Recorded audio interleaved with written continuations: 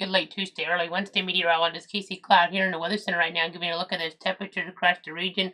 You see 60s here on the board in most spots, and we're going to have even cooler conditions here as we get through the night, and then as we get into toward Thursday morning, we're going to have quite a few 40s on the board here, so you're going to bundle up. And that wind, a little bit of a factor too. There's a fire weather watch in play towards some of our western counties on that Wednesday, so just something to kind of keep in mind as we're looking at things here. Some of those core conditions, drier conditions here, the story, breezier conditions here, and I just have to watch out for that fire danger and some of those spots that you haven't got as much rain here recently. I know there's relative humidity values here, a storyline as we're looking at things too, getting pretty low out there. So that's something to kind of keep in mind. And of course, though, we're looking at the aftermath still of Hurricane Milton, Hurricane Helene's aftermath too. And let me go ahead and kind of get here over toward that power outage U.S. map here. We'll kind of give you an update on what's going on as we look at some of the progress here across the state of Florida. There has been very, very significant progress. In fact, let me go ahead and switch on over toward our other source here right now, and you'll be able to see down to 81,416 customers in the dark. I know it's been a long period, since late Wednesday or late Thursday to be without power, but that is great progress, really, compared to, how many that were out last week. We were talking about well over 3 million customers in the dark, so that's some great progress. As we're looking at things, you see areas toward like Hillsborough County where we have some of the most power outages are away over 48,000 customers in the dark there. Pinellas County, see a little over 14,500, and I see over toward the East Coast, Indian River County, 557 customers in the dark. St. Lucie County, 74. Of course, we're never going to forget about that tornadic situation, that tornado outbreak there with Milton, as we were looking back toward last week. And then, as we look up here, you see very limited outages as we're looking toward a few of our counties further up toward the north here. But then, that's probably still in the wake of Helene, but those might just be houses that can't really take the power, or maybe not even updated here for those small numbers. But there are some outages in Georgia that remain that are of note here, or 3,000 customers still in the dark, and these would be Helene outages. So some folks have been out of power for almost 3 weeks in toward a couple of our counties here. You see Atkinson County, 414 customers still in the dark. I know Helene hit, it'll be on Thursday night, 3 weeks. So, 19 days without power, that's a lot. I mean, obviously, you've already been throwing away those groceries, I'm sure, at this point, unless you're somehow keeping those cold. And then Coffee County, over 1,000 customers still in the dark. That's where Douglas is. You also see a couple other counties out of reviewing area, Appleton, and then Jeff Davis there, a little over 1,000 customers without electricity. So interesting to note that there. As we go ahead, I know North Carolina has some too. Of course, they were devastated there by Hurricane Helene. And let's go ahead and get over toward the graphics, though, and just kind of reiterate what happened with Milton. It ended up making landfall there Wednesday night as a Category 3 devastating storm in terms of those winds toward that West Florida coast. And a situation where it didn't hit right at Tampa, so they didn't get the storm surge in Tampa Bay like they would have if it would have hit at around, slash north of Tampa, but they would have got that wind pushing on in. But still a very significant event. A lot of power outages, a lot of wind damage in the state, even fatalities as well, which we'll allude to here more and get into in a moment. But let's go ahead and kind of get to the names here. Of course, we are through Milton now. Nadine, Oscar, Patty, Raphael, Sarah, Tony, Valerie, William, the rest of the names there for 2024. Assuming we, don't have to go to the next name list here, and there would be some more to go through. But hopefully, we won't have to get through all this here, but those would be the rest of the names here this season. So just, there'll probably be a few more storms. We are watching some areas that are not of concern right now. So we have the blue logo, the damage in the aftermath of Milton, not as catastrophic overall as what happened with Helene. So Not going to just kind of keep it in red here and, have it like that, even if we're not in alert mode. We turned it back blue, but still thinking everybody impacted by hurricanes Helene and or Milton. As we go ahead and look here at more information now, this is always, very serious stuff to go over. And you can see here, according to information that I derived from the details there on the Twitter/X account, weather, which is WX Fatalities there. This is as a Saturday because we haven't really had any more information come in, that broken this down like this since. But at least 27 dead in Florida, the United States, from Hurricane Milton. Tampa, St. Petersburg, Sarasota area where the storm made landfall. We had 10 folks, tragically lose their life. The Orlando area 9, and I know media market stuff, it might be a little confusing to some of you guys, but this is just where the TV stations are kind of licensed per se as we're looking at things. It's a little confusing, but it's the easiest way to break it down. West Palm Beach, Fort Pierce area, the third highest number of fatalities was 6 there. The St. Lucie County tornado. I know that was a problematic one as we were looking over there. We were looking toward that area. I know, something that's historic because we hadn't had a deadly tornado in that part of the state, going back here for a while. So very significant, very noteworthy to get that outbreak like we did with multiple. You have 3 tornadoes. I mean, those are very significant ones as we're looking at things. And let me go ahead and pull one up the EF scale real quick, and we'll kind of go over that for everybody there at home and kind of, that's talking about severe tornado damage, which you really don't see in Florida very much at all. We have multiple of those, so very significant there, obviously, as you're tracking things, as you're monitoring things, and so problematic here, having all that action develop. But as we go ahead and see Fort Myers, Naples area, 2 fatalities, but then for the Gainesville market, we didn't have any. Technically, though, one of those was reported to Marion County, which counts toward the Orlando region. I know. So one in our 62 counties that I cover here, but it technically isn't part of Gainesville, and then none in Jacksonville, Brunswick, Tallahassee, Thomasville, or Albany, Georgia either. But, obviously they didn't really have impacts toward Albany, Georgia, but I mentioned that because that's part of our region here too. But then, as I go ahead and show you some more information now. Of course, Helene, many, many more fatalities, and there are a lot of folks still missing here at this point. I know toward the Greenville, Spartanburg, Aspen, North Carolina, Anderson TV market, we're talking about 136 fatalities. That's as of now. That could change here. A lot of those clustered in that western North Carolina region. It's a pretty big TV market geographically. That's why there's so many names, but still, that's very significant. And then you have Augusta there, 22 folks lost their life as the latest information there. Charlotte, North Carolina, 20. Tampa, St. Petersburg, Sarasota, 17. The Tri-Cities in Tennessee, which includes like Johnson City, Bristol region, that's 12 fatalities. Macon, Georgia, there, 9. Columbia, South Carolina, 9. Savannah, 6. Jacksonville/Brunswick area, 4. Tallahassee, Thomasville, where the storm actually made landfall, 3. So you see how the inland impact were so significant with Helene. 3 around Fort Myers, Naples. 3 Knoxville, Tennessee.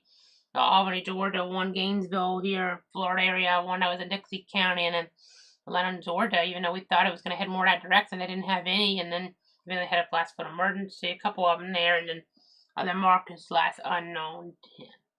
As we go ahead and see you now after the storm, you just want to make sure if you're without power, still treat those intersections with the traffic lights not working as four-way stops.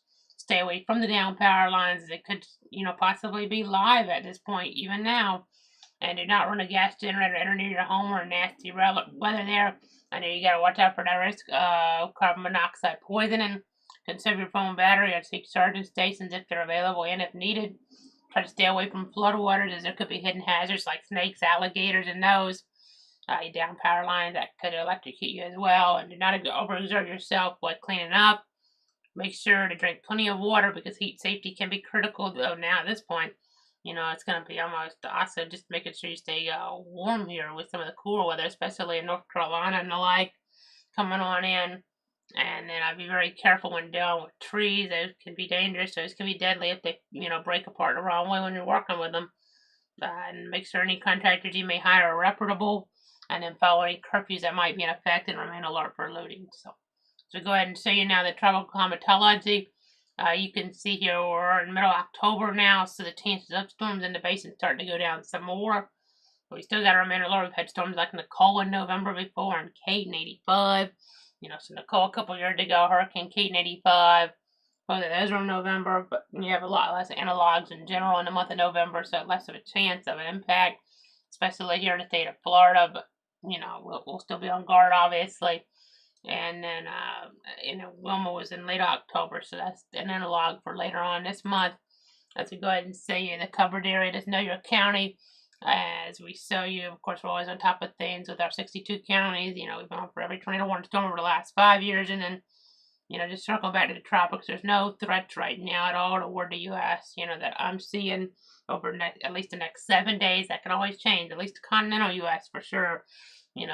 Puerto Rico, we'll be watching some stuff possibly out a little closer to there, but at least the continental U.S. next 7 days, we should be good. But just, still make sure you're paying attention. Things can change pretty rapidly as we're looking here with the latest weather information.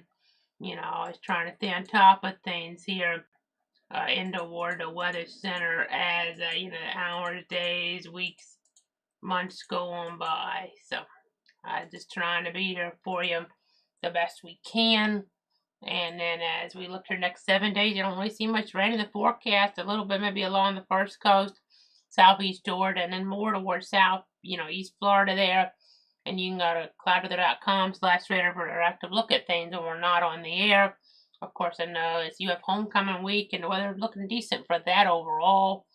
And then as we see that rainfall forecast, in terms of those rain chances the next 7 days, you see it's a 5% chance today. Cool weather on Thursday, 5% on that Friday, 10% Saturday. And it goes up a little towards Sunday, Monday, 20% toward like the first coast region especially. And then back down as of now, at least to 10% on that Tuesday. But you can see 70, 71, 75. The highs start inching on up here, going up pretty quick actually as you get later on into the weekend. So below average for now. Kind of nippy out there, kind of cool, but 55 Wednesday, 46 Thursday. That's going to be cool. We could have, temperatures below even 45 in a few spots here across the region as we're looking at things. But then we're going to start warming back up. 58, Saturday morning, 60 Sunday morning, 60 Monday morning, 62 Tuesday morning. So again, close to right near average, right around that average point here for the high and the low as we look ahead in toward the timeline. Granted, those will drop a little. The averages are for today, the 16th. So the averages kind of drop a little, so it might kind of be a little bit above average by that point. But right now we're definitely below average, which is, nice to see here, especially in the wake of, some folks still without power, not necessarily really just a handful in our area, but especially downstate, more of a cluster there. As that storm is more recent there with Milton, with the bigger impact with so many that lost power, lost electricity, losing their food in the fridge and the freezer and the like. But, of course, those tornadoes were very noteworthy there toward that, market there in the West Palm Beach region. And then you can see here, looking at this, this is our Doppler technology. Right now you see some stuff in the Gulf, but that stuff is associated with some cool air coming on in, and it's a situation where we have dry air coming on in as you're looking at those dew point values here. So just kind of interesting to note that there as we give you the latest information. So that's not of concern there. A few sprinkles possible locally, but, as we're looking here, pretty dry. Going to be getting cooler here during the night. Not too much going on. Of course, we're still dealing now, folks, who are with the aftermath of Helene and or Milton, and even Debbie in a few cases, I guess, as we're looking over some of our different areas here. That was a deadly storm as well. So, as we continue to just watch things, I want to go and wrap it up for now, but thanks so much for tuning in and trusting me. I'll back late Thursday with an update here from the Weather Center. For now, have a good night, everybody. Stay safe out there in the aftermath of the storms. And just, wear that jacket. It's gonna be kind of cool with that, you know, wind there, that breeze, and then there's cooler temperatures, max weather temperatures in the 40s. So, you know, you get some breeze mixing in at points, and that can make things feel even a little bit cooler. So, that Thursday morning gonna be really cool. Wednesday morning, not as cool here as you see right now. It's in the 60s. It's gonna drop kind of quick, but you know, Thursday morning, the morning that we're really focusing on, and you know, to a lesser extent, Friday morning will be pretty cool as well. But Thursday morning will be, you know, really kind of, you know, you need that jacket out there at the bus stop for sure across our whole region, really. You know, right at the coast, East Coast, there's where the wind direction is. It might not be as notable, but you know, pretty much our whole region between the winds and Cord and you know, even seeing air. I mean, you're gonna need that jacket there. You know, 40s is not something you're gonna be able to tolerate here as we're looking at things. You know, for the most part, considering how warm it's been here, you know, lately towards some of our communities. I know there's still coastal flood warning toward the East Coast, some regular flood warnings as well, as we're looking at things. So it's something to kind of note. I know to look for like St. Augustine Thursday morning 59, so quite a bit warmer over there, but still might need, you know, a light jacket with the breeze being a factor. Those winds coming from the north, so it'll still be, you know, I feel pretty cool as we're looking there, as we're tracking things. So, just, you know, be careful there in the aftermath. We still do have the coastal flood warnings for areas there like inland Flagler, eastern Putnam, till at least early this morning. And there's coastal flood advisories in that region. So, kind of weird talking about that in the eastern areas of Florida that we cover, in our western areas is a fire weather watch. But that's because of the factors there where you have the winds from the north, gusty ones, and then those humidities as low as 25 to 35%. So that's in effect for areas there off toward the west, like especially Leon and McCulloch County, but then also getting into toward Gadsden County, Liberty, and Franklin as well. So we'll have to see if that goes to red flag warning. As we're looking at things, as we're tracking the information with those, you know, fire weather conditions, which really red flag warning kind of means a fire weather warning. You really got to be careful. You don't want to be, you know, out there with any type of, you know, fires there for sure, because that can be dangerous. It's just important, you know, because the, you know, easier for fires to start and potential for rapid, you know, issues there. So important to take precautions and always have an emergency plan in place if you have some of those, you know, conditions really get out of hand. So, got to be kind of mindful of that. But for now, have a great night, everybody. That'll do it. Stay safe out there. And we'll be back late Thursday with more information here from the Weather Center. I know where I'm at here east of Stark right now. You know, wee hours in the morning, 2 a.m., 67 degrees. That's the reading right now. So, that's kind of giving you an idea here of how things are going.